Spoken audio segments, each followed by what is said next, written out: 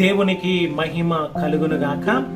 ఈరోజు దేవుడు నిన్ను ప్రేమించి నీకు అనుగ్రహిస్తున్న వాగ్దానము కీర్తనల పుస్తకము 136వ అధ్యాయము 4వ వాక్యము. ఆయన ఒక్కడే అద్భుత ఆశ్చర్య కార్యములను జరిగించువాడు, ఆయన కృప నిత్యము ఉండును. హల్లెలూయా. ఈరోజు దేవుడు నీ జీవితములో ఒక అద్భుత ఆశ్చర్య కార్యము జరిగించాలని దేవుడు నిన్ను చూస్తూ ఉన్నాడు.